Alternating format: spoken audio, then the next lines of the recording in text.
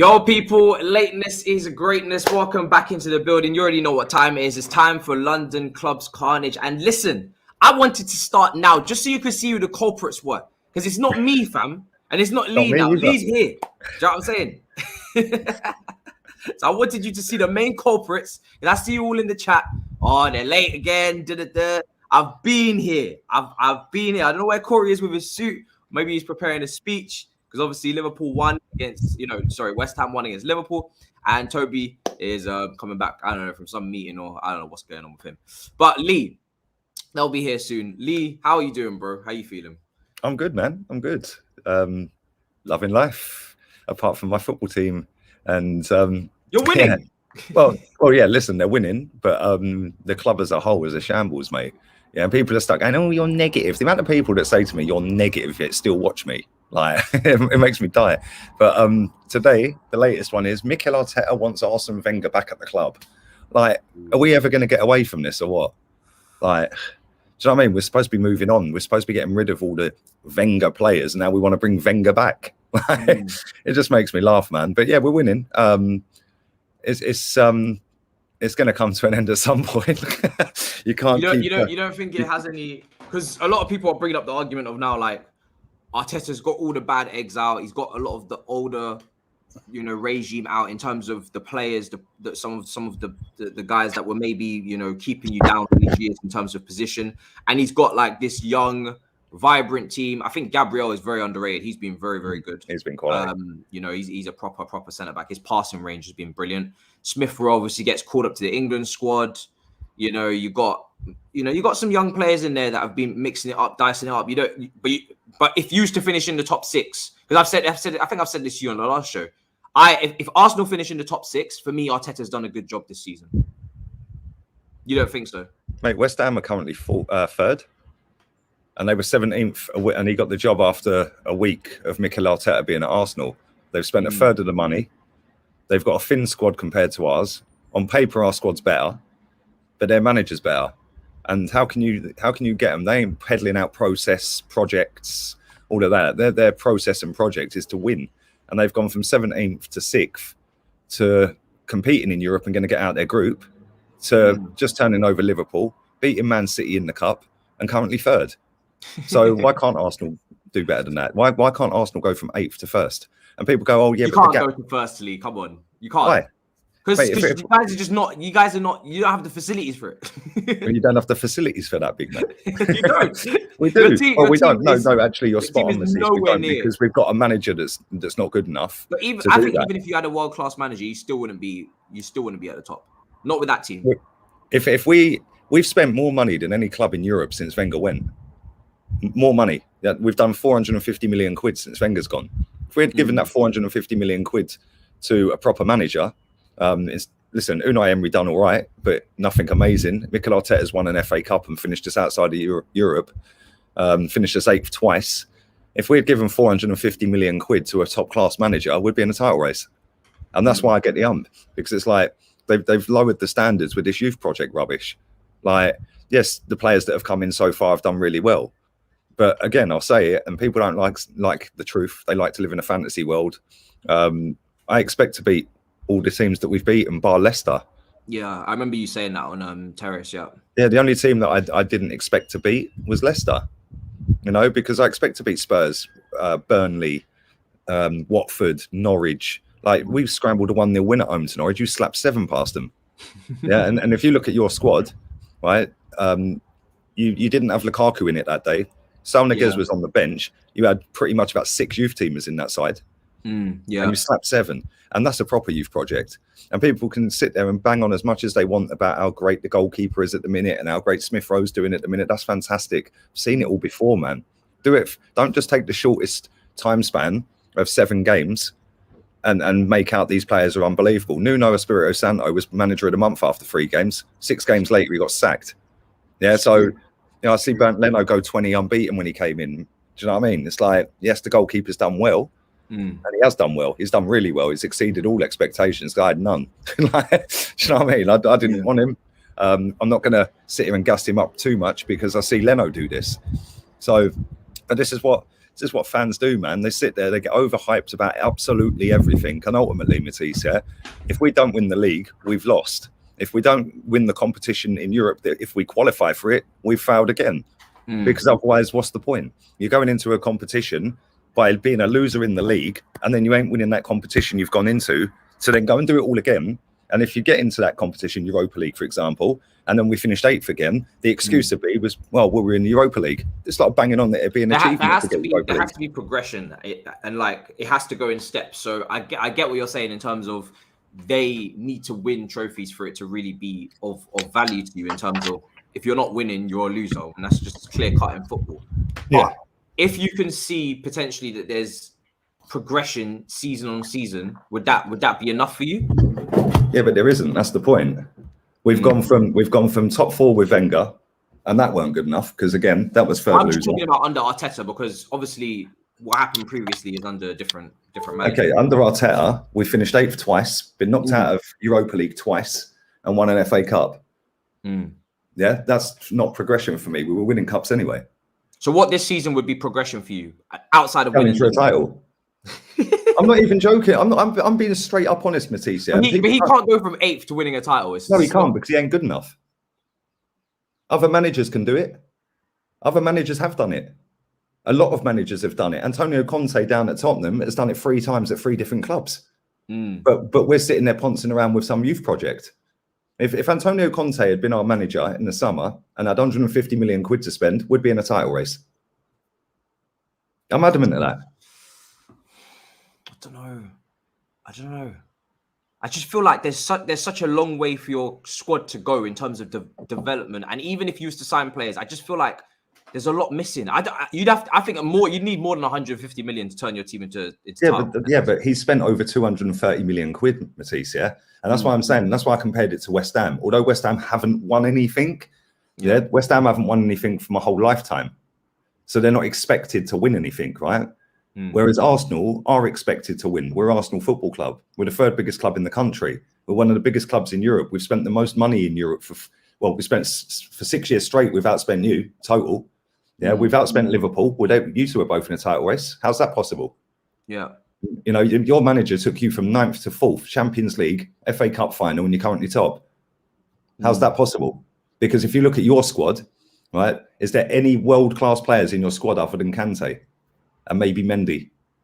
Is there really any top world-class superstars? You could say Thiago Silva's world-class still. Oh, sorry, yeah, Thiago Silva. But Thiago Silva's on the end of his career, but he's still a world-class centre-back, don't get it twisted. But that's 3 out of 30 people.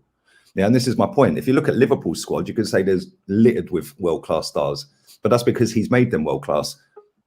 Yeah, he's made them world-class because he's a proper manager. And when you've spent more than both of them 2 clubs and you're pouncing around, telling people that it's a 3-year youth project, I'm sorry, mate, that ain't acceptable. Ain't acceptable. Yeah, it's not a 3-year project. The project is now win the league. The project shouldn't be linked to an individual manager's career. He's an employee of the football club that can be discarded at any point. So, well, it is. It's true. It's true. Yeah, it's very true. Yeah, it's an employee of the football club. So the process or project should not be linked to an individual manager's career. It should be linked to the football club as a whole. Yeah, which is what Chelsea do. Your business model is win at all costs. And if that manager ain't doing it, we're sacking him and we're getting another one. And people within Arsenal and Man United fan bases, we're the only 2 clubs that do it, by the way. Yeah, between both of our fan bases, we seem to have this fetish with longevity. And that's because of Fergie and Wenger. I'm sorry, mate, but the 3 most successful teams on the planet are you lot, Bayern Munich and Real Madrid in the last 15 years. And you've had 48 managers between you. That's over a manager a season between the 3 managers a season. That's over 3 managers a season. So, you know, this longevity rubbish. Why do you think Conte only got an 18-month deal? Why do you think Eddie Howe's only got a 2-year deal? Because longevity ain't a thing. But in Arsenal fans' heads and Man United fans' heads, it's all about longevity. Give the manager time, back the team, back the players. Why? How about the players and the team back us? How about they do that? Respect's earned, mate, not just given. You're a tough cookie, but you're making sense. I can't lie. Well, just because I want to win the team. You're just not here for any of this top 4, top 6. You're not here for any of it. Nah, Mate, why, Matisse, let me ask you a question, right? Let me ask the chat, because I know some of the chat are agreed and some of them won't, and that's cool, right? But let me ask you this, yeah? If your football club had got into the Champions League for 22 years straight and got to one final and lost it, and one semi-final and got torn a new one by Ronaldo and Rooney, I think Tevez was there as well at that point, right? Yeah. But you've only got to one semi and one final, and that's it, and get slapped every time you're in it. 18 years out of the 20 odd we were in it, we've been embarrassed. Why would I want that again? I want my team to compete for a title. It's not all about, let's get top four. What's top four done for us for 20 years? Apart from lower the standards, apart from everyone getting gassed because we finished fourth. Boring. It's boring. Win a title. That's why we smashed the stadium down. And I'm here joined by two gentlemen who certainly like their managers at the moment. Toby's been smiling for the last 3 weeks, or obviously he's gone to Milan as well, so God knows he's probably even smiling even more. I think he thought Conte was in Milan. I was so close to, because I tweeted it last week. I was so close to buying an Inter Milan top with Antonio Conte at the back. Oh, was you? And you didn't? I didn't buy it in the end. I should have bought it though, because I really want that Inter top. So in fact, I'm gonna order it online, man. I want the Inter top. Very surprised that you did. And Corey's fresh off the back of a massive W against West Ham. He's changed his name to winning the Liverpool. Jesus Christ. It's Liverpool, yeah. Winning the lot, mate. We've just got taken up. We just got a 27% share bought out of us. David Gold is now a minority shareholder. So we're going places, mate. We're really seen that. Yeah, someone put that in the chat. I didn't know if it was true. Has that happened? That check. Literally, mate, honestly, about 15 minutes ago. Oh, so that's another club we're never finishing above ever again. We're going to be unbearable about that as well. For a little bit. How happy are you about that? Because I know you've been talking about your owners for some time about the lack of ambition spent, etc., improving the squad and giving you some real depth to go further. Yeah, it's massive, mate. I think even take the investment out of it, which I think is going to happen in January. Just having David Gold now as a minority shareholder, it puts pressure on David Sullivan. He's on the board of directors, this new guy. So it isn't like any of the tricks of the trade that Sullivan was putting through can be put through anymore. And it's really encouraging to hear what he's saying about the club. I know sometimes you hear these owners come in and they give it a lot of spiel, but I think he genuinely understands what West Ham are trying to do. He wants to build on it, which is fair play. And more importantly, mate, not being funny, but a bit of money in January wouldn't go amiss now. Angelo could be out for about 9 months. So, yeah, all the right things are happening at the right time. So it's a crazy old time, but I'm never going to sit here and, obviously, as you can see, winning a lot. I'll just enjoy it, mate. Enjoy it. The fan base are enjoying it. See where we go, mate. We'll see where we go. I'm sure Toby's hating every single second of it, and it's disgusting for him. But... How are you, Toby, after West Ham's win? I hate it, to be honest. I mean, from a footballing fan perspective, it's nice to see like a team of their stature basically like just elevating. Like as a neutral, it's good to see in it because like you've seen David Moyes go there, and he's just built slowly. And considering he was someone who was hounded out by the fans, like, and rightly so, to be fair, because his first stint, he didn't really do too well at West Ham. No. So when he came back, it seemed like an underwhelming move from the board. But like what he's been able to do, and it's not just been by himself, it's been those players as well. What they've been able to do over the last 18 months is really, really good. So credit to them. But from a Spurs fan perspective, I hate it because I don't really like West Ham. And I don't really like seeing their fans cocky and arrogant because believe me, for a team who haven't won a single thing in like 30 odd years or something like that, they love lording it over Spurs fans, how we're trophyless, how we're this, that, and the other. So I think we know who we are. Do you know what I mean? We don't expect to win. I don't think you do. We just have a laugh with it. We have a laugh with it. It's banter at the end of the day. 100%. It is banter, but when Spurs fans give it back, West Ham fans talk down. But I think Spurs fans think, Spurs fans think we should be winning stuff. We should be here, and you haven't won anything major in God knows how long. That's the difference. Yeah, but we should have won something. We should have won a trophy. I agree, mate, but it just didn't happen. That's the indictment. Anyway, my point is this. Yeah, it's from a neutral perspective, it's good. It's good to see West Ham thrive, and from a Spurs perspective, from my perspective, I hate it because it gives the likes of Corey and Dan Lawless and Nikki from West Ham Fan TV, it gives them ammunition to just talk up the things. So, but fair play. I didn't think you lot would beat Liverpool, so that was a really, really, really good result now. And if I look at your performances against the so-called big sides this season. So you beat Man City in the cup, you beat us at your ground, you beat Liverpool at your ground. That was easy, Tobs. Come on. Man United, City, Liverpool. Don't say that was easy. You didn't even create that much chances against us. It doesn't matter. It doesn't matter. It does matter. So it wasn't. You won it 1-0. Like, Toby, in the history books, it doesn't say they didn't create hardly any chances. It says they beat you, mate. Yeah. Is that not what I said? Is that what I said? Corey's you're sitting there saying you didn't create many chances. Toby, I'm not going to revise it and say we battered you. We didn't. It was a tight game, but we had to play like that because if we give Son and Kane the freedom of the London Stadium, you'll score and you'll beat us. So we just played to the team that we play against, and that second half against Liverpool, on it, I swear to you, I watched the game back, and the ambition for us to go, hang on a minute, we got a chance here against Liverpool, getting players forward, Benrahma, Cress, Antonio, Bowen, and to beat them. I know some people will say, well, you got to sit in the low block, you got to counter.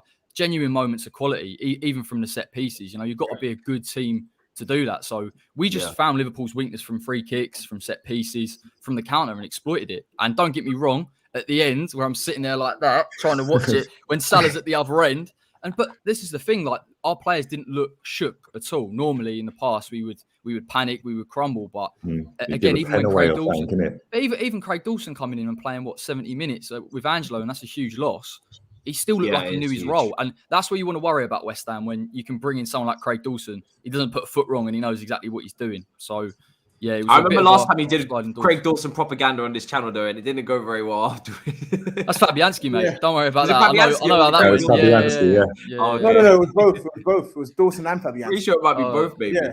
Well, look, Dawson has got that thing in him to kick someone about 5 foot up in the air if he can't win the ball. But fair play, somehow Moyes has got him being a little bit more comfortable. But we got Big Zuma next to him, haven't we? That's why. We did all that propaganda last week for Zuma, and look what happened.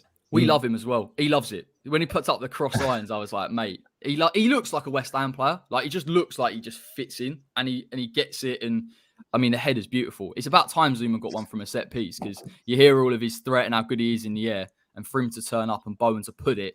I know they talk about Alisson in that game. Fair enough. It's probably the poorest game I've seen from him, but Bowen has put it on a sixpence, mate. Literally, that cross is different class. I've never seen Van Dijk so isolated, man. Like, if he weren't as good as he is, that would have been 4 or 5 comfortably. Yeah, because the amount of last ditches he made was just a joke. The way he was ripping his midfield to pieces, because the gap between midfield and defence was mad. It was like you had it down to a T, man. You don't realise how good Van Dijk is until you see him live. And you watch him one. He's the one player. I think someone put a meme up on Twitter and they were saying, who defends this when you've got about 5 players running towards one? Van Dijk's that one player that can deal with about 2 or 3 players. And it's just because of his frame, his stature, everything He's about huge, him. Man. He is such a big guy, man. I heard, unbelievable. Because I didn't even get to watch the game before. I only had to watch the highlights. But I heard him and Antonio had like a pretty good contest. But like people, I think Liverpool have conceded more goals this season. I think you can talk about the defense, you can talk about the midfield, but people have this innate ability to just get onto Van Dijk and take the piss out of him. And I get it, like, jokes have to run, innit? But like, in the end of the day, he's actually a ridiculous centre back. Like, there were a couple clips I watched where it was 1v1 with Antonio, and like, normally in them cases, Antonio is having you up. With Van Dijk, I don't think that's the case, bro. Yeah, he was always in control, man. There was the one in the first half where Antonio was gone from halfway, and I'm like, he's clean through it. Like, and he just never looked in control of the ball. Like, when he's running full pelt, sometimes Antonio don't look comfortable with the ball. Yeah, and I knew he was going to spank, and he tripped over. I was like, oh, what are you doing? Then the second half, he's clean through again. Van Dijk, like, I know he's tall in that, but he caught him up. Yeah, and I was like, not only did you catch him up, but you didn't dive in. You made the angle as tight as possible, and then you still blocked the shot. It was great defending, man. Absolutely sick defending. He's such a good player, man. Yeah, it's tough when you watch that second goal. I get from an opposition fan, you probably don't look into it too deeply, but talk about West Ham getting bodies forward all the time. We did it against Aston Villa. Watch it again, because it's a beautiful run from Bowen. Finishes okay from Fornals, given Alisson was poor. Mickey's running at Van Dijk. You have to occupy Van Dijk. You can't just go with 2 players. You've got to go 3 or 4. And that's what West Ham did so well that we haven't done against Liverpool for the past 3 or 4 years at home. That's the difference. Brighton did it the other week. Brentford did it from the free kicks. We just executed a game plan. And when we went 3-1 up, I thought this isn't normal. Like, it's not normal to be 3-1 up against Liverpool. Something's going to happen. When Mane missed that header, I was like, oh my God. And then Origi had the one. Well, you got to get luck. You got to get luck, couldn't you? Let's be honest. And it's a beautiful cross. And, it was like literally right in front of goal. I couldn't believe he missed that. I feel like Alisson had Alisson had a really poor game. Like he was poor. That cross that he couldn't collect, obviously, he was kind of flapping at it, very kind of lightweight, Kepa-ish in the way that he came out for that. And then one of the other goals where he kind of like got a hand to it, but it didn't really get it. Like if Kepa's doing what Alisson did in that game, he's getting absolutely slaughtered for that performance. And I think Kepa does it on a regular. Alisson is he doesn't anymore. But yeah, I get what you're saying. I feel like Alisson and Ederson, when they have poor games, they get away with it a little bit. I really do. I think they get away with it. It's only a one-off though, Matisse. It's not like they do it often. It's not like, to be fair, Alisson was doing it every week. That's why he gets cussed. Like, Alisson's been dodgy the past 12 months. Like, he's had some good games, but he's really had some stinkers. I'd probably say 2021 has been Alisson's worst year for Liverpool. As a calendar year, I think it's been his worst year. Like, he's made some blunders, but like, again, it's one of them ones where, again, agendas, jokes have to run, but like, we need to be realistic here. This guy set such a high standard that when he makes the smallest mistake, that's the only opening people have to get onto him, because he normally puts himself right up there in terms of performances and consistency. One thing I'd say about Alisson though is if you're a Liverpool fan and you're watching that, you've got to look at your centre backs and your defenders and say you've got to get Mickey off him, you've got to get Ogbonna, and they didn't, and they let West Ham get onto Alisson, and it was so weird watching Alisson really call for that foul from Ogbonna and him going up in front of him. It wasn't, because he's not used to it. And Liverpool, if you're Klopp, it's happened against Brentford, it's happened against West Ham. You've got to be able to adapt, because them, as good as they are in that high line and as well drilled it is, the minute they get deeper, Liverpool don't look set. And even with Van Dijk should be pushing Ogbonna straight away from him. Both your set piece goals were, the ball were coming right on top of Alisson, and he didn't want none of it. Do you know what I mean? Yeah. Like he looked really uncomfortable. Zuma's a free header as well. Who's on him? I think Trent was just standing there. So you got, as bad as Alisson was, you have got to protect your goalkeeper. If we don't protect Fabianski, as good as he's been in the last couple of games, he's flapping at it, because he's not great at collecting the ball. So it's just got to give him a bit of leeway. But yeah, agree, it is his poorest game I've seen for God knows how long. I was going to say as well, like, I don't really feel like this hatred or rivalry with West Ham that Toby feels as a other London rival. Like, I don't know what it is, but West Ham doesn't really bother me. Yeah, we're a London rival. Obviously, when we play you, then I obviously want to beat the living daylights out of you guys. But I don't really care if you guys make top four in that. Like, I'd actually prefer you guys to make top four than Man United or, you know, who else? Tottenham, of course, as well. So I mean, Lee, how do you feel? Are you like, do you have like a rivalry with West Ham over there, Lee, or you don't really care? No, I like West Ham, man. I like West Ham. I like their old ground. Their old ground was sick. Absolutely sick, yeah, man. I'm not quite sure about the bubbles and all of that. It's a bit off key, but wasn't on the 75th minute, mate. Yeah, and I'm not sure about this Wakanda Forever you were doing outside the stadium the other day. Do you know what I mean? What's that all about? Bits, that comment. Just I can't even enjoy it being massive without you being like, nah, less of that, mate. Less of that. I don't know if you see it, Matisse, right? I put a comment on his Insta. It was him and his pals, doing all this outside the ground. I said, Jesus Christ. I said, you've got Man U fans suing in the car park, and now you've got you lot giving it Wakanda Forever. What a time to be alive. Mate, but no, listen, I like West Ham, man. I like them. I think I've never had a hatred for West Ham. Obviously, I want to win every football match, but you know, I've been to a lot of games between Arsenal and West Ham, and you've always troubled us in the majority of them. Like, there's always been spells. Like, remember Snodgrass should have put you 2-0 up, I think it was, when Emery was here at the Emirates.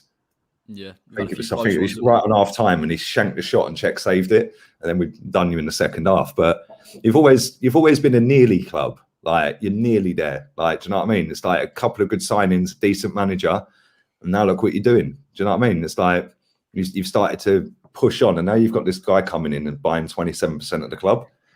Oof, mate, that's what you need, definitely, because he can fry a few quid at it now, can't he? Yeah. So has anybody got the majority? Who's got the majority now, Corey? Oh, mate, David Sullivan's still majority shareholder. So that's the only. But when you, this is the problem though. When you look at it like this, even though it's not, you can't. The Dildo brothers, they're still in full control, yeah. No, just one of them now. Just one of them. One of them. Yeah, maybe if the Czech guy like says, "Listen, I'll let you penetrate me with a dildo, mate." Like, you know, and I'll give you double the money. He's got shares in Sainsbury's. I'm not sure it'll go down to where he was a little bit of a deal. But the thing is, though, in all seriousness, we've got another investor with 10%. We've got one with 27%. So we're at a better position in terms of decisions going forward, because although he's a majority shareholder, it's less easy for him to get one over on us, because David Gold, let's be honest, he's let a lot of this happen. I know sometimes West Ham fans will say, yeah, he's old, he doesn't mean it, you know, he used to play at West Ham Academy, but you're complicit in it, aren't you? Let's be honest, the stadium move and everything. So how much has Sullivan got? What's his stake?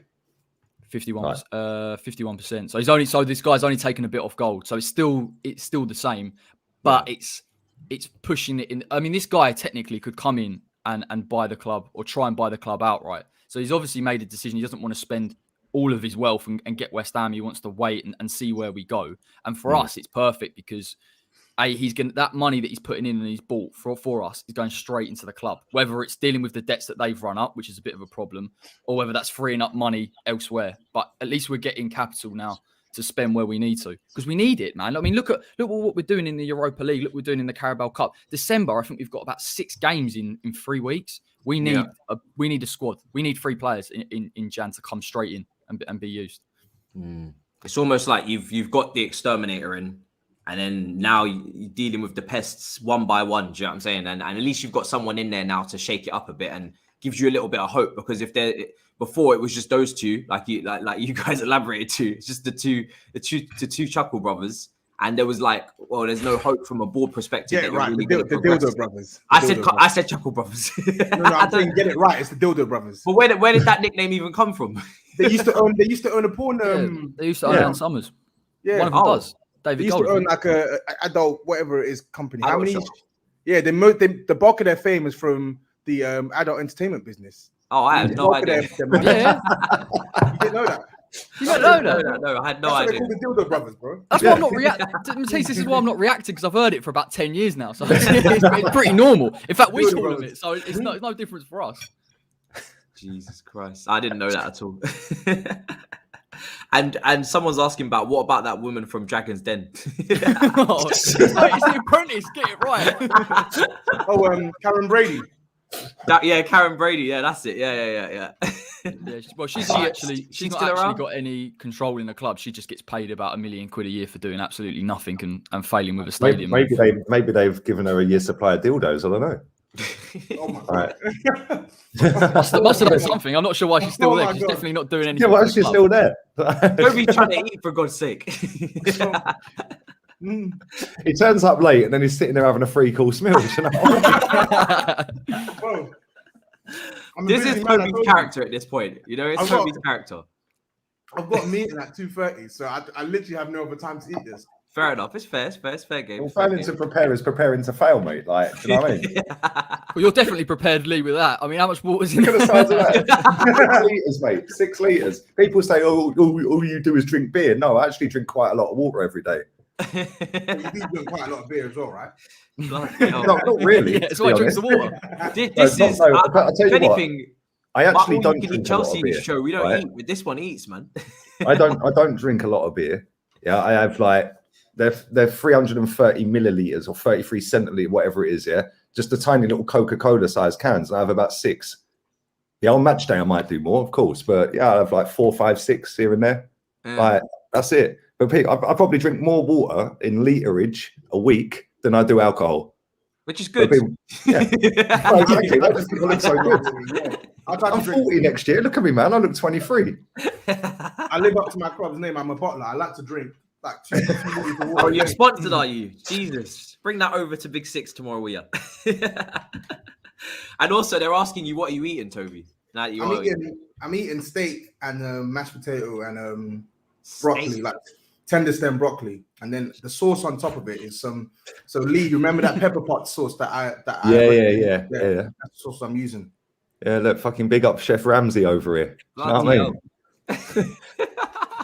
Did a time with He's a joker, I swear. He's a joker. Bro, he's just almost like a viewer at times. He just eats and he just comes to see what's going on, you know? But yeah, with West Ham, I mean, listen, there's so many standouts. We've spoken about Declan Rice last week, spoke about Zuma last week. For now, someone saying doesn't get the credit he deserves this season. Bowen's delivery, like you said, is incredible. And Benrahma's been improving as well. Is Benrahma starting to look worth the money you paid for him as well? Oh, mate, against Genk, I don't know if we've spoke since then, but against Genk, that was his best game in a West Ham shirt, and it's Fornals' best game against Liverpool individually. I just thought Fornals is such an underrated player because no one really knows where you put him. Is he a number 10? Can he just sit as a centre midfielder? His energy is unreal, but he's so intelligent, and we've never used him. And this is where Moyes has got to get a lot of credit. He put him on the left-hand side along Declan and to deal with that half space with Salah. And I knew that right-hand side for Liverpool was going to be massive. But not only does he press and he's got the intelligence just to sit in, building in the transition, his passing is a lot better than people give him credit for. He's just an intelligent.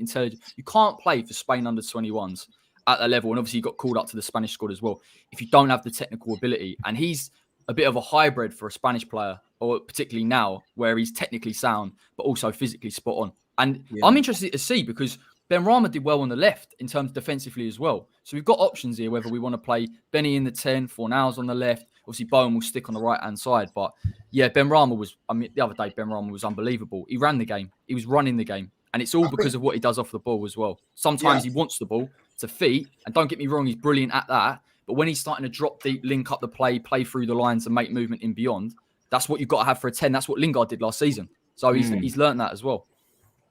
Yeah. Tonals is a great player. You have the makings of a really, really good squad. Go on, Toby.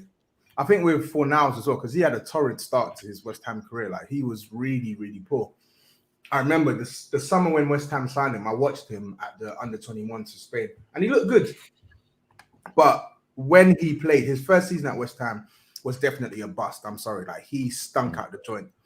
But credit to him, he's actually come on well for West Ham, even last season as well. Like, for now, I don't even think he's like the real deal yet, because at times he frustrates me because he has like a good balance of like technique and graft. Like, he's got like decent feet, he can strike a ball, but his execution at times really irks me. His finishing at times really irks me, but he works his socks off. So I think it's credit to him, and again, credit to David Moyes that he's actually getting these lot to play to their true capacity, if that makes sense. Honestly, I need it to drop, man. I need this to drop. Like, it's too much. I would worry. I'd worry about our number 10s because on this show a lot we talk about goals and assists and contributions. Obviously, West Ham last season we had to really rely on nicking from a set piece or Mickey being fit. I think Benny's had 9 goal contributions in 15. I think Fornals has scored 4 and he's got an assist. Bowen's got something mad like 8 now consistently. So all our number 10s, again, last season defensively they were spot on. But going forward now, they're starting to click. And Bowen's the one for me I'd watch out for because the minute Bowen clicks in front of goal, we're going to have a problem because he's going to start scoring serious. I got pelters for saying at the start of the season that Bowen's better than Adama Traore. Mate, you're better than Adama Traore. He's just a Iwobi with a gym pass. He's a juiced up Iwobi. I've been telling everyone for 2 years. But because he can run fast, everyone gasses him. I was absolutely going nuts when Chelsea fans were saying we should purchase him when we had Tino Livramento in the building. I was like, come on. This is the clearest, like, this is clear as day who the better footballer is and will be for so long. And I was just so frustrated like that we were willing to drop 30 M's or 35 M's on this brother from Wolves, who, don't get me wrong, he's a great ball carrier. He's strong, you know, he's got attributes that will cause a lot of problems. But for me, especially when you're playing as a low block, like when you're playing up against low blocks every week, most of the time as well, I'm like, I don't really want to see this guy in tight spaces too much, man. I think we've got better. He's got no end product. If you go and have a look at it, if all these hipsters out there that love a stat, an assist and a goal stat, yeah, go and compare his last 3 seasons with Alex Iwobi. They're pretty much on par. Yeah, I think with people gas up Adama because he can run fast. That's it. Yeah, I think the ones we have about him as well. Level teams as well. Let's not forget that. He is a lot better than Iwobi, though, for the simple fact. Based on what? Based on absolutely nothing. Iwobi's technically so much better than him. Alex Iwobi is the only player that I've seen that in recent years at Arsenal that can run full pelt with a ball, yeah, look in control of it and hold 2 players off at the same time, and he does it time and time again. When he gets to the box, that's where he shits himself. Iwobi's quality until you put him in the box, and then he can't do anything. Yeah, my thing with Adama Traore is the reason why I think he's better than a lot better than Iwobi for the simple fact that he is actually a threat in games. Like he can take out a whole team by himself, like carrying the ball. That's only because he's quick. There's loads of quick players. It's not just he's quick and he's strong, and the regularity in which he's able to do that is so great that he normally gets himself into good positions. The problem with Adama is once he gets himself into that good position, that's where it goes a bit pear-shaped. Iwobi, for me, when I've watched him for Nigeria, for Everton, and for Arsenal, he looks like he has small technique, but he actually doesn't. He can't really execute a lot of things well. He can't score. He can't. He's got like decent. He can't score. Did you not see the banger he scored in the Europa League final against Chelsea? Nah, but let's be real, Lee. That was a flash in the pan. That never happened. Oh, shut up, man. Listen, Alex Iwobi is a very. That never happens. When does that ever happen? Alex Iwobi is not good. No, I'm not saying he's good. I'm saying he's very technically good. That was a very freaky goal. He's very technically good. On the ball, his close dribbling in tight spaces is fucking brilliant. The problem, Andy can leave a man for dead with a little skill in that. The problem is, once he does that, his brain's in overdrive and then he just fucks up. Whereas Adama Traore is a completely different player with different attributes. He can run fast and he can hold players off. And I don't even They're rate both Adama shit. high. They're both shit on opposite things, though. I think Iwobi. I think Adama is miles clear of Iwobi. Miles clear. Iwobi is poor. Iwobi is probably just he's like a relegation level player / champion, like top level champion. Oh yeah. No, listen, I don't get it twisted. I don't rate Alex Iwobi. I'm just saying he's better than Adama Traore. Oh shit! He scored the other day as well. How many against Wolves as well. He scored. I didn't see Adama Traore score in that game. Did you? Have you seen his record though? Against Wolves, 4 appearances, 3 goals. He's up in these other 60-odd league appearances, 0 goals, 0. Yeah, he does love a bit of Wolves. I can't. Yeah, no, but they are. Yeah, they are completely. Like I have seen Iwobi out wide dribble past like a lot of players, and I've been like, okay, wow. But then you get to the final third, and it all just goes tits up. Adama Traore in the final third of his shooting is absolutely horrendous. His crossing is not as bad, but I binned him on FIFA yesterday. I binned him for Mohamed Salah, bruv. I had to get rid of him. What? You binned him for Mohamed Salah? How did that work? Because I had enough coins to buy Salah. Oh, okay, right. Is this not? What is this? Is FIFA? I thought you were talking about fantasy football for a second. Okay. Yeah, no, Ultimate Team, bruv. Yeah, I thought this was fantasy football. I was like, how did you go from someone who's probably like 6 million to like 12.5 million player? The thing with Adama that gets everyone is there is a player there, but it's just I think people look at coaching now and think, actually, do you know what? If we can get in the right team, maybe I can do something with it. And don't get me wrong, in terms of beating players from a standing start, he's absolutely incredible. And for some team, it will work in terms of creating space. But you look at his most prolific season for Wolves. It had Raul Jimenez. They had their partnership, and every cross he was putting into the box was exactly the same. He would take him on the outside. The minute you know what Adama's going to do, and 9 times out of 10 when he's on the right, it will go down the side. Yeah, you can try and deal with it. The question is, are you physically good enough, and are you quick enough to read it? If you are, you can do him over.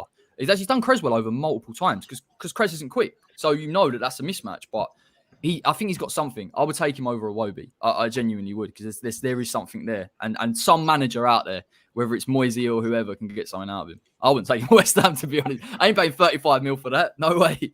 Better value out of it. Who would you actually take at West Ham to improve your squad before I move on to the other clubs? Because obviously, like you said, a little bit of check investment now. You got multiple competitions to fight for. Who would you? If you could pick one player, is Jesse Lingard still that guy?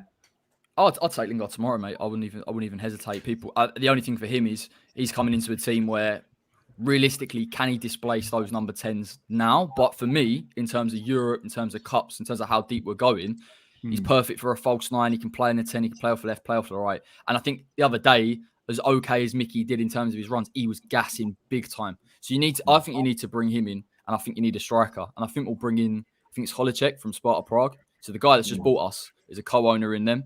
And he's highly rated, Holicek, and he would be a number 9. So a striker, I would take Lingard. We're looking at centre-back now, depending on how long Ogbonna's out for. And I don't know who we'd get in. Tarkowski, maybe, on a cheap deal. I'm not sure. But is he running out of contract with you? He is, isn't he? Well, if we're clever, I mean, this is the thing. I mean, yes, we've got money, but do we want to go and say we'll pay 10 million for Lingard when he's out of contract? Do we want to pay 15 for Tarkowski when he's out of contract? It depends on... I genuinely feel that there's a real opportunity here. And if West Ham go for it, because this momentum's never going to last forever, is it? We might still be a good team, but we're not going to be where we're at. we just capitalise on it and say, right, Moyes, go and do what you can do, and we'll worry about it in the summer. And then I think we'll be all right. But I want to see ambition in the window. You can't just come into West Ham and say, "Oh no, we've got a couple of loan signings." I want 3 players, and I think 3 players when everyone's fully fit. I think we look healthy. But yeah, mate, we'll see. We never know. West Ham. Sullivan will probably say someone's got a dodgy knee or something. I saw a couple of just very quickly on this Adama Traore, yeah, right? Because I've just checked his stats and I've checked Iwobi's stats. Oh, yeah, right? Because I ain't having it. Yeah, we should call you Statman Lee now. No, for all the people out there that love stats, yeah, and love goals and assist stats, yeah, Adama Traore, 143 games for Wolves, 10 goals, 18 assists. Alex Iwobi, 149 games for Arsenal, so they're or thereabouts the same amount of games. 15 goals, 27 assists. Case closed. Is that case closed? Yeah, where is these? Is this in the league? That's total. That's total. These flashbacks to last week's debate. Against Scrubs on a I'm calling. Where's your source for that? 27 assists. That doesn't sound transfer right. market. Type in Alex Iwobi stats. Go player profile. Scroll down. He's played 149 games for Arsenal. 27 assists, 18 goals, 15 goals. Sorry. Adama Traore has played 143 games for Wolves, 10 goals. That's 1 in 14. People are gassing this geezer up. Yeah, and hang on. Not only that, you can say where were these stats? Don't forget, Wolves were in Europe as well, by the way. Yeah, they are. Listen, they were in Europe, and he was stat padding against Farmers as well, mate. Yeah, I get that. Stats are important. we literally have eyes, Lee. We can see who is the more. You said Alex Iwobi's a worse player. Well, on that basis, he's not, because he's actually affecting the game more, isn't he? Is he really though? Well, he is, because he's obviously got better assist stats, so he's affecting the game. Is he really affecting the game though? We watch both players. Bro, I can't stand assist stats. I'm winding you up. Like, come on. I never thought we'd be sitting here on a stream comparing Adama Traore. It was Firmino the other week. I could half get that. Let's go back there. Fuck all that. Let's go back and compare Hudson-Odoi to Jadon.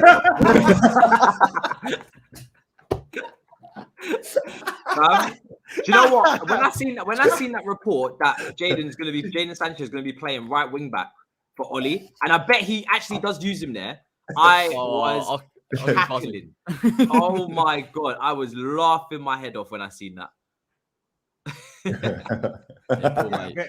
Poor geezer. 70 mil in a play that you haven't got a clue what to do with. And he's literally, they were bringing up his stats before the City game. He was something mad last season, like 16 goals, 18 assists, like a chief creator, and you're going to play him at right wing back. People talk like as if right wing back's an easy position to play for a guy that's played essentially on the wing for his whole career. It won't work. It'll be hilarious. You think Wan-Bissaka's position is bad on that right-hand side. Can you imagine Jadon Sancho? Yeah. You don't even know what's going on. Not only that, he's got no height and no physicality. Yeah, exactly. That's the only thing Wan-Bissaka's got in his favour. Could you imagine him up against Wilfried Zaha or someone? He'd just have him on strings.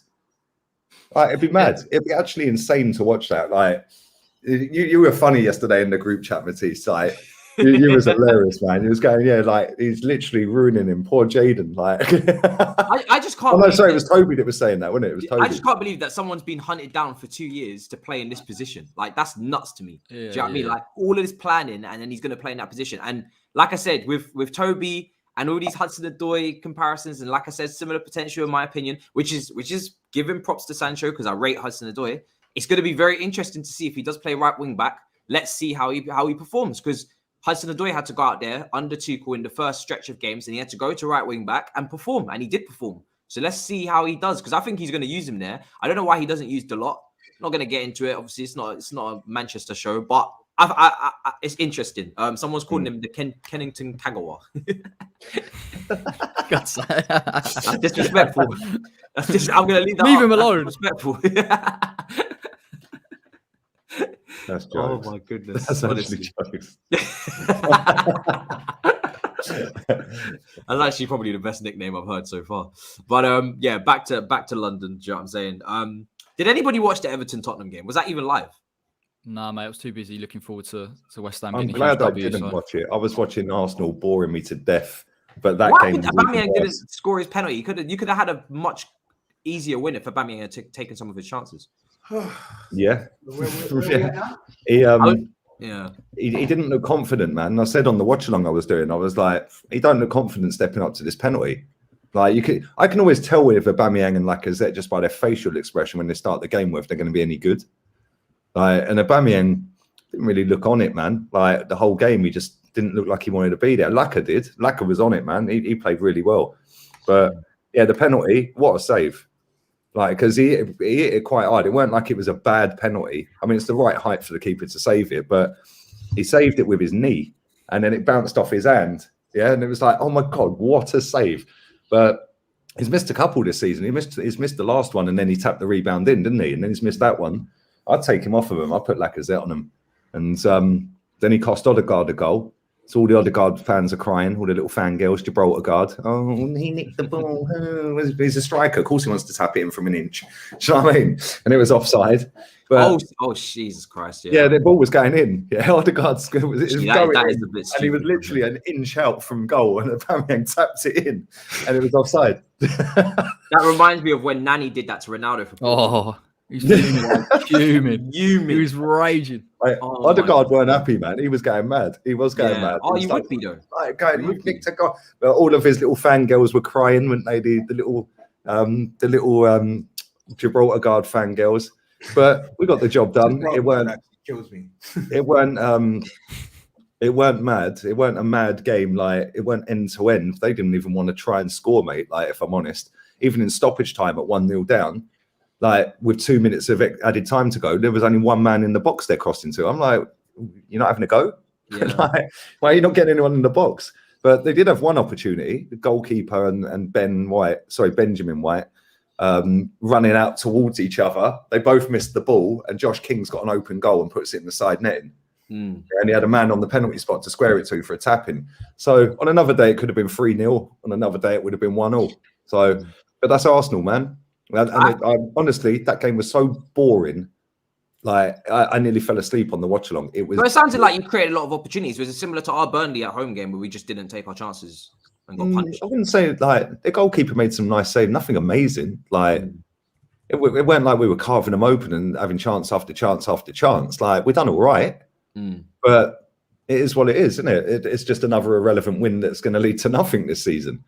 Like, but it looks good, doesn't it? Oh, you've gone unbeaten in 7 league games. Whoopee! Like, I think if Arsenal, and this is not going to happen in my opinion, but if Arsenal were to get back in the Champions League, I think you should smile because it would be you're the last game we played in the Champions League, we got slapped 5-1 by Bayern. But Lee, how do you? So why would I be smiling? But Lee, how do you measure? Like, I get the standard that you set, and ultimately you don't need to drop from that standard, but there needs to be some measurable progress towards Arsenal's project. Arsenal getting into the top 4 would be progress. It may not. It wouldn't. It would be progress. I'll tell you why it wouldn't. Well, you'd be able to attract better players. That's rubbish.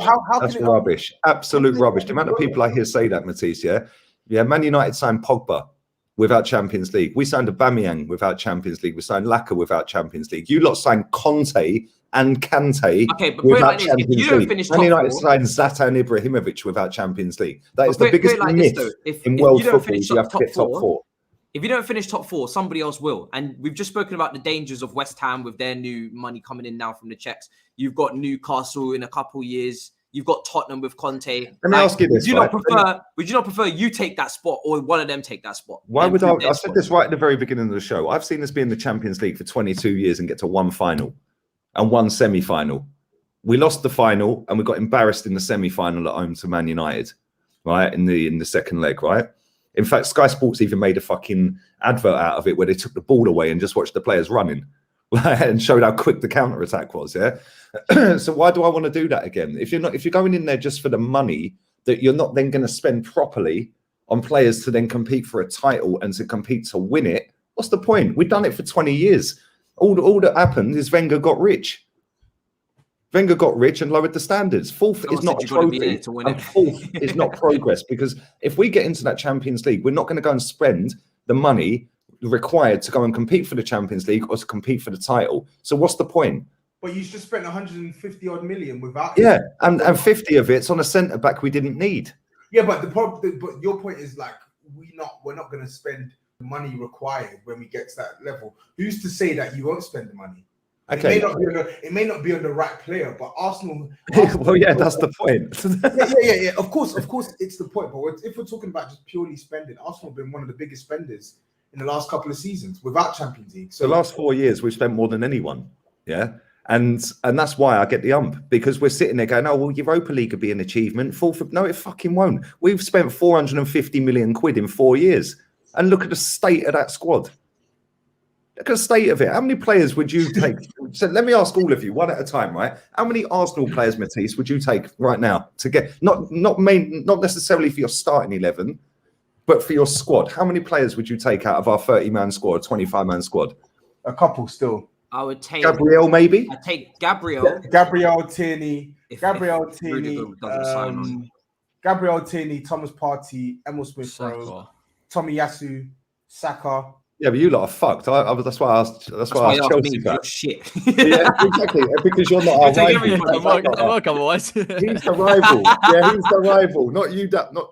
But Gabriel could easily start for Chelsea. He could. Not over Rudiger, in my opinion. No. But bro, you play it back. Yeah, but no. I would take Rudiger. I would take him as like the second option. I'm not trying to diss Chalobah because I big up what he's done, but he's come into your team and system and he's performing. Gabriel is playing in a 2-man pairing and is able to defend in the high line, in the low block, dominant in the air, and he's not great. That's what I was going to say. So Gabriel could definitely stake a claim to start in a 3-man defense for Chelsea. If Thiago Silva is not available, he could. If Chalobah's I think it would come down to Rudiger. Squad wise, he'd get in your squad, Gabriel. Get in the squad. There's a lot of Arsenal players that would get, speaking from West Ham, that would. I think the conversation is how many players from Arsenal would you say would come into one of our squads now? And I'm not convinced it's as high as it probably should be for Arsenal. And I genuinely believe that, Lee. I think that the gap now with your Arsenals, even Spurs, if they get a couple of signings in January, it's minimal. But I still think that Champions League, I know it's not an achievement, it might be big for you as a club because at least the expectation is then there. Because when Arteta comes in, you don't have Champions League and it's just a decline. But when you're up there, it puts pressure on the manager. And maybe that's what Arsenal need. Because once you start getting Champions League... I get what you're saying, but he ain't got no pressure on him, and that's the problem. Yeah, he could literally finish 16th this season. He's keeping his job. You know, and that's not good enough. That's not acceptable. You know, our owner sat there in an interview the other day with Jeff Shreves. I wouldn't take Ben White. No disrespect. We've got plenty of. His name's Benjamin, mate. He wouldn't switch. His name's Benjamin. Ben White is playing. He's playing well for Arsenal, but people need to chill. Yeah, I would take Gabriel. I would take Saka. And swap out Alonso and have Saka as your left wing back probably as well. Because I don't think the output's strong enough for me to be like, oh, front three. But he's developing. I'd probably take those two. Those are like the outstanding two I'd probably take. I think there was a quote that came out that Smith-Rowe was he was at Chelsea's academy like on trial earlier on in his career with Reece James, and all that came out recently. And then obviously ended up going to Arsenal. But I think those two are the ones that I would definitely take. And that is exactly my point. You'd take 2 players out of our whole squad, and we have spent more money than anyone. More money, not just this season, not just last season. The last 4 seasons, we've spent more than anyone. Yeah, and look at the state of our squad to the point that you would only take, and you're sat top of the table right now, and you've just won the Champions League, and you'd only take 2 players out of our squad. That tells me we have spunked the money. And like I said right at the very beginning of this show, if we had given 450 million quid since Wenger's left, which is what we spent, to a proper manager, we would be in a title race. I don't know what world these people live in. I really don't. Well, over Kante. Partey starts for Chelsea. What world over do you Kante. live in? No, you're mad. We have Kante, Jorginho, and Kovacic, and you're telling me Partey starts. What world are you living in? Man's been partying hard. I think Kovacic has performed better than Thomas Partey in the past. Let's be real. Thomas Partey hasn't really been. I rate him. Maybe he could be in the squad as well. But he'd have to get over his injury issues. I don't want him and Kante struggling with injuries. But let's talk about it. At their best, I'm picking Thomas Partey over Jorginho, and I'm picking Thomas Partey over Kovacic. Let's be real. At their best, I'm picking him over both. And it's not to say that Jorginho and Kovacic aren't good players. They are good players, and they've actually performed better than Thomas Partey So I don't think he just walked into this team. But if we're talking argument, which player do I want at their very best in my first 11 combined Chelsea, whatever? I'm definitely putting. But the whole point is that he is not at his best. That's the whole point. Like, it's the same with Aubameyang. Exactly. It's the same with Aubameyang. Someone will say, "Oh, I'll take Aubameyang over Werner because he scored 30 goals and was going after the Golden Boot." I'm talking about what's happening right now. I would still take Aubameyang over Werner. He's a better goal scorer. I would take him over Werner as well. What the hell? He's a better goal scorer. Of course you would. The thing is, you have got. When you're asking me who would I take, I'm talking about wages. I'm talking about age. I'm looking at everything. I'm not just talking about. Why does wages? Yeah, do you pay the wage? Wages matter for Chelsea Because you pay again, for you guys that say wages don't mean anything. Bags a week, bro. Yeah, but it's not your money, so who cares? Okay, yeah, why do you care about wages? You can say that until you become a Manchester United and you pay someone like, I don't know, yeah, but we're talking about Chelsea. You fuck up your whole wage system. We're talking about Chelsea wanting Aubameyang, like going for Aubameyang. Matisse, let's cut the cute bullshit. Yeah, Chelsea, as you rightly said, Chelsea are in the green. So on top of you, we're in the green for a reason. Do you know why we're in the green? Because we're run properly. So doing what you're suggesting is not. That's not how you run yourself. Okay, and when you were in the red, what happened? We just come off the back of a season. Hold on a second. We just come off the back of a season where Aubameyang literally went missing. He went missing ever since he signed the new contract. And he still scored more goals than Timo Werner in a worse team. Matisse, I'm not trying to attack you. All I'm saying to you is this: money. Ever since Roman Abramovich has been at Chelsea, yes, of course you're being. I'm looking at value for money. But money has my overarching point is money has never been an issue for Chelsea. Okay, and why is it not? We are now trying to be self-sustainable. Do you understand? Okay. Yes, but we're not 2005. Matisse, the point I'm making is even if you were not self-sustainable, you would still spend money. You would still have a high wage. Have a high wage structure because you have money, bro. You have money and you win. So what were you saying here? Wages. You've got a player in your team that starts quite a lot of games that barely scores any goals and costs 70 million quid, right? Shai Havertz, but he'll be famous because he scored the winning goal in the final to lift you to Champions League. Yeah. Does that mean that he gets a pass for the rest of his career? We've bought into the potential. No, I understand that. But what I'm saying is, it was every time he plays, he doesn't score. So Timo Werner, albeit he's younger, he's on less wages than Aubameyang, and he's got maybe a better potential now compared to Aubameyang because he's on the way out. Yeah. But even last season, Timo Werner's playing in a better team that ended up winning the Champions League. Aubameyang still outperformed him in goals. In a worse team that finished 8th.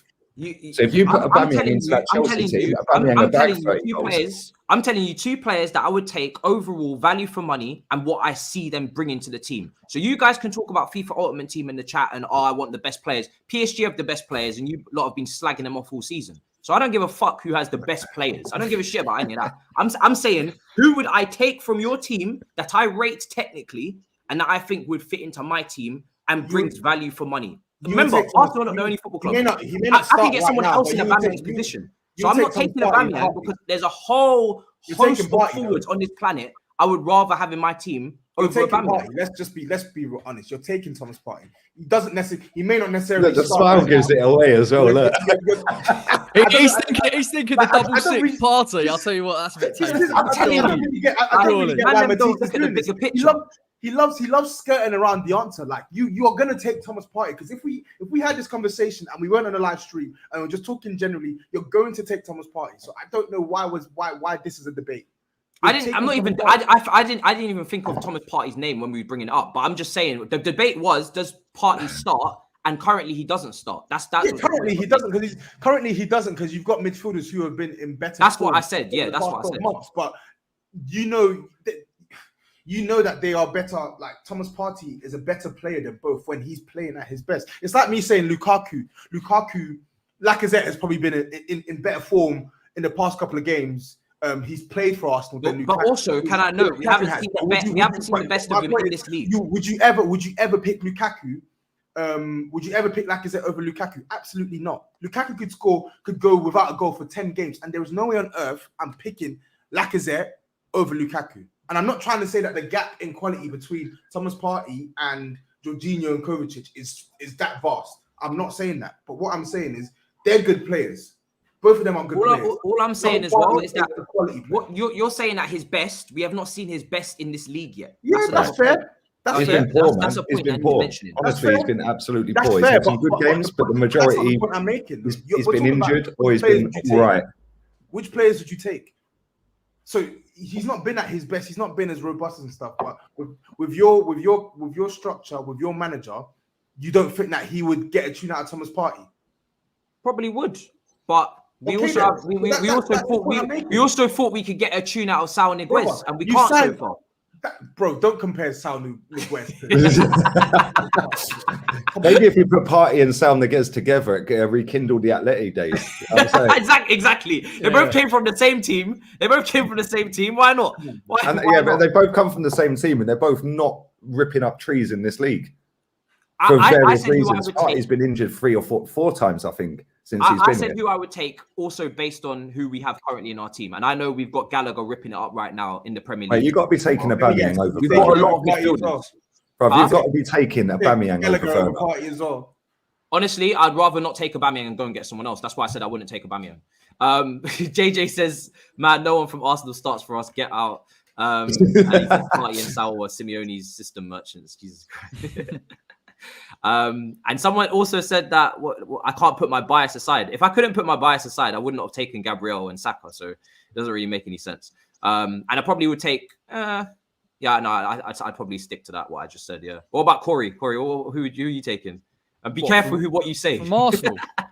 Yeah, I don't want to get spun out. I'll definitely take Smith Rowe. I'll take Saka. I'll definitely take Tierney. You probably would take Aubameyang as well, even though he's not in great form. Partey, I would take. Probably take Ben White as well. There's quite a few players I would take, but you just want the whole squad.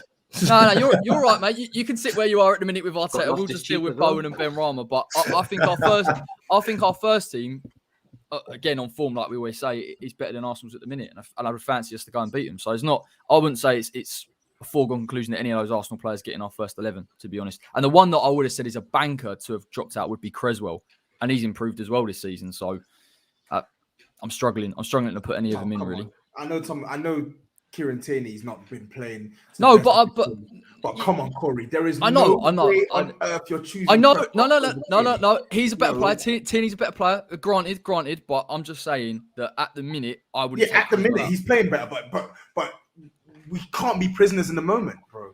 Yeah? I'm trying. You can be sometimes. You can be very much prisoners to the moment. No, you can't be because then you'd be saying every single player is. You just told me that I should take Partey, and I completely forgot that Loftus-Cheek is tearing it up right now. That's how madness it is. Loftus-Cheek is badding it up. I've not. So where does Partey go? Where does he go? I'm not saying he just walks in and starts. I'm saying we don't have any space. You get rid of Saul Niguez. What do you mean you don't have any space? No, but then Gallagher comes in. He's free. Gallagher comes in. There's no space. Matisse, I don't know why we're doing this. You know you're going to take Thomas Partey, irrespective of how he's playing. I'm not even saying that he walks in and just starts straight away. But the point is, you're going to take him. Like, there is no way on earth you have a free hit at taking any player from Arsenal and you don't take Partey. That's a lie. That's a lie. You would take Partey. If I put you on the stand right now and this was a court case, you'd be done for perjury because you'd be lying, bro. You'd actually be done for perjury, and you know it as well. There's no point asking what about Chelsea? Who would you take? Take a whole new player. Well, wait, Corey, who would you take? Did you reject someone that Toby didn't agree with there? Yeah, he was talking about Cresswell and Tierney or whatever. Cresswell for England. Just give him the chance. just as a backup. Just so he's there. Ahead of who? What, in England? Yeah. No one. I just want him to go. Get his plaudits for what he's done this season. He's been really good for us. He has. Spam a million crosses, yeah? Oh, yeah. Second most assists last season behind Trent. Yeah. No end product. Yeah, sure. Set piece king. End product, yeah. There's no spamming then. It's on the button. What are we talking about? Better than Reguilon. I ain't seen him for about a year. Yeah, Reguilon's been poor, but I'm still not picking Cresswell over him. Really? What now? Yeah. Really? Okay. What now? I actually rate Reguilon, to be fair. I'm quite surprised. He's the better player. You know what it is? My estimations of Reggie's have gone down. Like, he's not as good as I thought he was, but I think with Aaron Cresswell, he's got like a nice left foot. He's got a good whip on him, and he's got a good strike. But I don't think he's a good dribbler, and I don't really think he's a good defender as well. So he's thriving now. Yes, he's doing his thing, but I don't really rate Cresswell highly. I just don't. And it's not to say that I rate Reguilon so high. I just said my estimation of him has gone down, but I just think he has more to offer than Cresswell. He's a better player. All I'm saying is Cresswell's improvement defensively, and he's been poor. He was poor defensively last season. Has been brilliant. Like, he has actually individually improved. Coming up against Salah's not easy, and he's reading the games better. So to be 31 and bearing in mind he's not athletic, he's not rapid. To be doing what he's doing at the minute, he at least deserves a bit of credit for it. So yeah, he's playing well. He's playing well. So mad. Do you not, Matisse? Do you not need Declan Rice now? You got Conor Gallagher just to clear it up a little bit. Listen, I don't believe we should be paying 80 whatever you're. I don't think his valuation. Wait till you see the news today. Wait till you see the valuation this summer. Wait till you see it. I'll tell you what. Building a squad around Declan and music to my ears, my friend. Honestly, I personally don't think we need to spend what you're going to ask for him this summer, and I'm more than happy to just say. In fact, the timing on it is not great because, again, I've been telling Chelsea fans they need to appreciate Jorginho and Cover and what we have a lot more than they do. And Declan's still young, and he obviously does want to play for Chelsea. So for me, it makes more sense for him to stay at West Ham, keep running that contract down, and then when the natural time of our older midfielders get a little bit older and they start to decline, your guy starts to run out of contract, and then we obviously take him for cheaper. That's how I would. I've got to be honest. I'll tell you what. If these new investors have got anything about them, they'll slap a 4-year deal on him and say you can leave, but you can leave for this price. That's that. But honestly, it's actually so refreshing to hear that from the West Ham saying, actually, do you know what? We're not going to go at a certain price or a price tag. We want to keep him for whatever. Is it realistic? Probably not. But just that attitude, we definitely need that if we're going to try and push that top 4. We're still talking about West Ham. Sorry. Come on, bro. They are the most interesting club right now. You had your time with Conte. Conte ball went brilliantly the other day. and then you stunk out the place with a 0-0 draw. What do you want to talk about there? Give Conte time. Give him time. Facts. Give Conte time. I'm just hoping he doesn't get in 4 before that game. We know what Conte's about. Like, I don't even need to doubt his quality. The only thing I doubt is the quality of our players. Like I said to Lee last week. So give him time. Let's see what he can do. This is a good question, actually. Someone said, "Hey, hello everyone, big fans. If you had to pick a team of the season in the Premier League, who are you picking and why?" Also, is Cancelo in there? So, I mean, it's a bit earlier to do a team of the season, but Cancelo's definitely in there. Cancelo's definitely in there. I'd probably say Cancelo's the best fullback in the league. Cancelo at left back and Reece James right back. He's world class. Yeah, maybe. Reece James is on fullback. No, honestly, Reece James and Cancelo are the best fullbacks in the league. Ben Johnson for right back? No. Ben Johnson is immense. I can't even lie. He's brilliant. He's brilliant. His PMP is through the roof. He absolutely pans the opposition into the dust. Like, he's so strong. He's so strong. He's quite tall, isn't he, for a right back? I think he's like 6'1". And listen, who's come up against? He's come up against Heung-min Son. He's come up against Leon Bailey. He's come up against Mane. He's never looked out of it ever. He's never looked trouble. So came up against Foden as well, didn't he?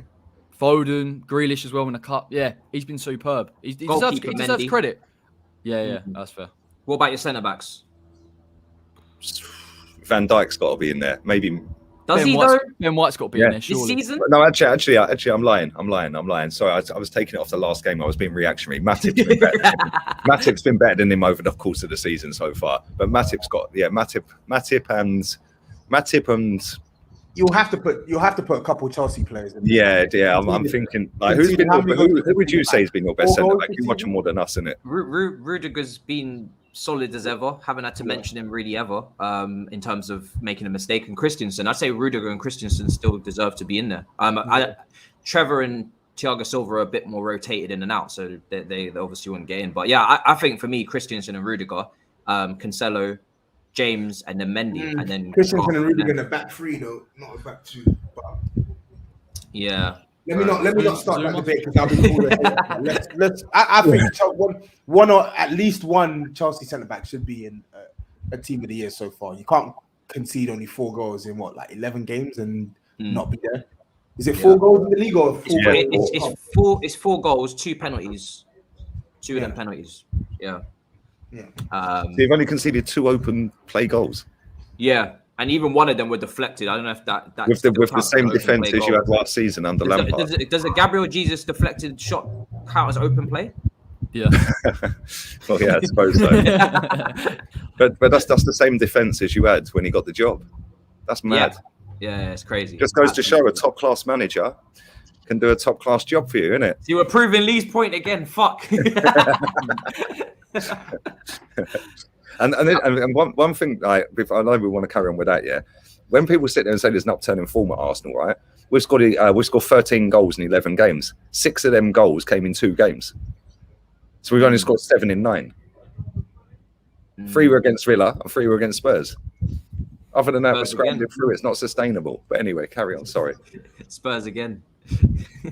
There was a time period where everybody was beating Spurs in London. I think 3-0. It was a bit mad. Everyone has beaten Spurs in London this season. Yeah, we have. Yeah, everyone has beaten Spurs. Have you played Brentford yet? No, but we'll beat them. Big boy mode. Yeah, now you can beat them. Yeah. What about midfield? Who you guys put if we're going 4-3-3? Who you putting in midfield? Declan Rice all day long. Declan Rice. Yeah, Declan Rice got to go in. Rice has to be the. Mate, I'm going to throw Kante in there. He's quality, man. He's so consistent. He's so consistent. Did you say Kante? Kante hasn't played. Kante's not playing. Kante can't be in there. No, he can't. No, See, you watch Chelsea, I don't. He's not been playing. He's not been playing. Take the shades off and start watching games. Like, has he not played? Rice, Bernardo. Well, there you go. Then I'll just put him in because I like him. Bernardo Silva, yes. Bernardo Silva's got to be. Rice, Bernardo, and incredible. He's been incredible. Third one is iffy. Third one. I thought you said Bergwijn's iffy. Yeah, that as well. Bergwijn's shit. Third one. Big up Boogie, man. He also says he's just become a West Ham fan as well. Toxic relationship with you don't want to be supporting them anyway. It's closest to London where you're at, probably. So don't worry. Like, who would you not put for the third one? Because there's a couple midfielders. I think Tielemans has been. Like, I know Leicester's not playing well, but Tielemans been. Yeah, that's a shout. Gallagher's been good. Smith Rowe. Smith Rowe has been really good. See, I am positive. Of the year though. No, because I can't. Conor Gallagher. Conor Gallagher. Conor Gallagher. Yeah, I think Conor Gallagher's a better shout. Hold up. Rodri. Yes, Gallagher's a better shout than Smith Rowe. Hold up. Why is he a better shout? They've both been good. Why is Gallagher? He's doing it in the worst team. He's doing it in the worst team. What, you say Palace has got a worse team than Arsenal? And he's impacted the big games. If you go and look at what Gallagher, he's done it against Tottenham, he's done it against Man City. Hang on. Smith Rowe scored against Tottenham. Smith Rowe hasn't done it against a top team. No. Well, you just said he's done it against the top team and named Tottenham. Smith Rowe scored against Tottenham. Yeah. All right, fair enough. You have that one. But you're not Man City, though. Smith Rowe's got 4 goals, 2 assists. Well, listen, Smith Rowe's got 4 goals, 2 assists in 11 games. He's got to be in there. Gallagher over Smith Rowe. No chance. I'm not having that. I've seen this beef going on between Gallagher and Emma Smith Rowe on Twitter, and I like both. I think both are good players. I rated Gallagher from last season when I saw him at West Brom, but watching both, I can see for me that Emma Smith Rowe, like, he's a better footballer. As in, like, he's a better footballer. Like, better. They've actually both got the same stats this season, which is kind of mad. But Gallagher's cool. I like Gallagher, man. I think he's a player, man. Competition. What the better question is, how are you not going to fit him into Chelsea? In fact, I know the answer. You're going to sell him to Gallagher. Huh? I said, how were you not going to fit him into Chelsea? But I know the answer. You're going to sell him. I have absolutely no idea. They'll send him on loan again, and then an obligation to buy him with Vitesse Arnhem or something. Do you know what I mean? Matisse, I'll give you with Vitesse that often. I'll give you 30 and put him next to Declan Rice next season in the Champions League. That'll be quite tasty, to be fair. But the thing is, right, you could go either way with Gallagher and Smith Rowe because they are both quality. Yeah, and they are both scoring goals, and they are both in poor teams. So you could flip a coin on that one. I think Palace are meant to be a worse team than Arsenal, though, aren't they? Yeah, but I'm still putting Smith Rowe in there. Smith Rowe, I've liked Smith Rowe, and I've said he obviously watches my streams because I've said the only thing he's lacking is goals, and since then he's scored loads. So he obviously watches my streams, doesn't he? Big up to Smith Rowe. How old is Smith Rowe? Is he what, 21, 22? 21. He's going to be a player, isn't he? He's a very good player, to be fair to him. Front three. Can you hear that? Salah. Yeah. Salah goes straight in there. I thought it's Grand Theft Auto or something. Do you know what I mean? Yeah, Salah on the right. He's going. Salah on the right. Left. Left's a harder one because like I wouldn't throw any Man City guys in there. Foden maybe, but I don't know. Is anyone really stood out? He missed the first couple of games of the season. Yeah, I wouldn't throw any Chelsea forwards in there. Not Grealish, definitely not. Well, Chelsea. you got to put Mahrez in there, man. Just you don't. No, you're not. Not left. Mahrez is Man City's that's your top bias goal scorer this season. Listen, Mahrez is Man City's top goal scorer this season in all competitions. Jorginho was our top scorer last season as well. Left wing contenders, I'd say Mane, Son. Son is a contender, is he? How many has he scored? Four league goals this season. I don't really noticed him. I think we can get better.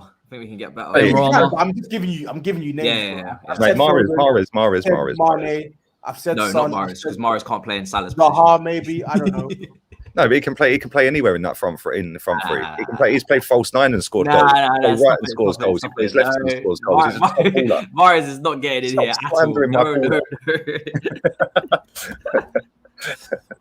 all. Oh shit! Bernardo Silva's already in the 3-man midfield, so we can't have him, guys. Who do we put in the 3-man? Do we put Smith Rowe in there? Is that what we've done? Yeah, well, I guess I don't know. Because Smith Rowe or Gallagher. I would have played Gallagher and put Smith Rowe on the left if you were going to do that. But then I feel harsh on I think Mane's played quite well this season. It's going to be. I know he was poor at the beginning and he wasn't clinical, but he has still got goals. He's still. I put Mane's shout. Someone said CR7. Play left when he plays up front. Would you put him up front in his team? No. Yeah, I would. Rafinha's on that list as well. Bowen for West Ham. They're both on the left. Hold on. Rewind this a minute. Yeah, hold on. Rewind. You just said Mahrez getting over Salah, and now you're debating on putting Rafinha on the left. Sorry. I'm just going in the chat. I'm not saying me. I'm saying in the chat. Someone says Sancho. You're taking a piss. Vardy or Antonio. Yeah, I'll probably give Mickey a shout. Maybe for. I think Antonio's a shout. Yeah. Yeah, he's been quality this season. He has, yeah. I can see why you would do CR7 just because of the performances in the Champions League and the Prem. But... Yeah, but we're talking about Prem. That's why I take Antonio. Do you know what? I saw a mad stat the other day. Antonio obviously scored the goals and the assists that he's got. The chances that he creates is nuts. I think it's more than any other forward in the league. So yeah. I wouldn't if we're doing team of the year so far, I wouldn't put CR7 up top. Yeah, I say Antonio. Antonio would definitely be strong. No. Jamie Vardy. He scored more than anyone other than Salah this season in the league. He's only scored one more than Antonio, and I think Antonio's performances have been better than Jamie Vardy this season. I think Antonio brings more to the game in terms of overall, all round. I think there's no way. I'm not. My team's the one, mate. I've got Mahrez and Vardy in my team. That's lit. You just love that Leicester title win, don't you? That's the title. Kante's in there and all. So now people think I don't like Mahrez. I do like Mahrez. I just don't compare him to Neymar, and I don't think he's been in his team of the season. Let me tell you something. When Neymar wins a Premier League Player of the Season award, come back to me.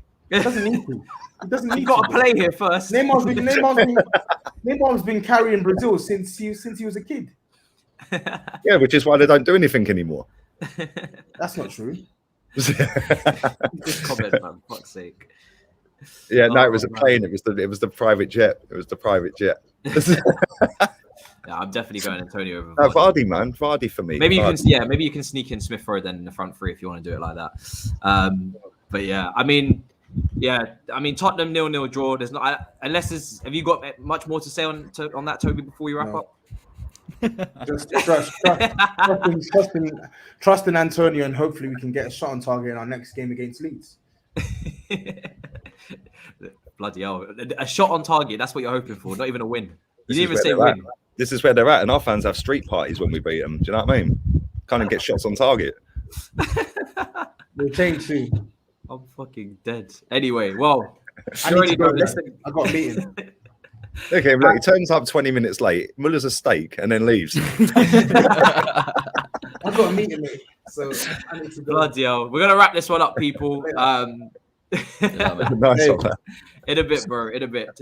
Toby doesn't even want to shout out his content or anything. Like he's done with that now. It's just Milan, do you know what I mean? Boats and steaks, and that's it now. So it is what it is.